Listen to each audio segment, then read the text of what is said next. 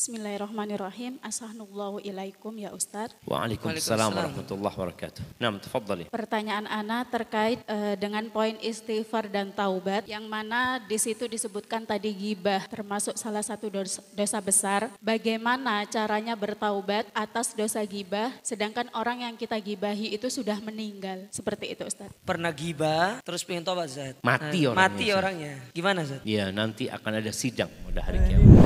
Bismillahirrahmanirrahim. Assalamualaikum ilaikum ya Ustadz. Waalaikumsalam warahmatullahi wabarakatuh. Naam, tafadhali. Pertanyaan Ana terkait dengan poin istighfar dan taubat, yang mana di situ disebutkan tadi ghibah termasuk salah satu dosa besar. Bagaimana caranya bertaubat atas dosa ghibah sedangkan orang yang kita gibahi itu sudah meninggal? Seperti itu Ustadz. Pernah ghibah terus pengen tobat Ustadz. Mati orangnya. Mati orangnya. Gimana Ustadz? Ya, nanti akan ada sidang pada hari kiamat. Orang itu akan mendapatkan haknya, tapi kita yang masih hidup ini apa yang harus kita lakukan? Jadi jamaah, berkaitan dengan ghibah ini ya, yang Ana pernah baca, ghibah itu ada beberapa model. Yang pertama model ghibah yang orang yang kita ghibahin gak tahu dia diribahin sama kita. Yang kedua, orang itu tahu, ada yang menyampaikan kepada dia. Jadi kalau kondisi yang pertama, orang itu gak tahu, dan kalau dikasih tahu akan membuat hubunganmu jadi rusak, maka jangan dikasih tahu. Engkau tetap minta maaf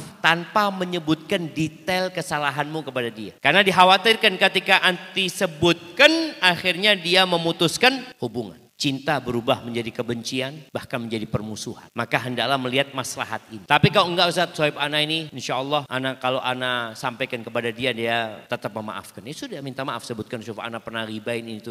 Dan beberapa orang itu pernah datang kepada Ana. Dia ngomong, Ustaz, Ana minta maaf Ustaz. Ana sering ribain Ustaz, sering maki Ustaz ini itu sebelum taubat. Dia kata, Ana minta maaf Ustaz ya. Apa Ana katakan, aku tidak maafkan engkau. Ana maafkan lah, ada urusan lah. Seperti itu. Tapi biasanya kalau sahabat dekat itu, kadang-kala jadi musuh, jangan sampai. Artinya cukup minta maaf kepada dia, Ana minta maaf ya, lahir batin atas yang pernah aku lakukan yang disengaja dan tidak sengaja, umum. Itu seperti itu. Tapi kalau dia itu tahu pernah kita ghibahin, maka kita datang minta maaf. Karena dia udah tahu. Dia tahu kita pernah ghibahin, tapi dia tidak pernah tahu kita minta maaf sama dia. Berarti kita harus datang kepada dia meminta maaf. Gimana kalau sudah mati? Kalau sudah mati doakan. Doakan dia, berbuat baik untuk dia. Kemudian kalau engkau pernah menyebutkan keburukan dia, maka rubah di tempat yang engkau pernah menyebutkan keburukannya, sebutkan kebaikannya. Ini untuk membalas tadi keburukan yang disebutkan sama engkau. Insya Allah mudah-mudahan kelak pada hari kiamat ketika disidang engkau sudah impas. Artinya sudah selesai dosamu ketika dia nuntut, ternyata engkau sudah bertobat kepada Allah dan engkau sudah menebus kesalahanmu dengan memuji dia dan menyebutkan kebaikannya. Hadza wallahu a'lam bissawab.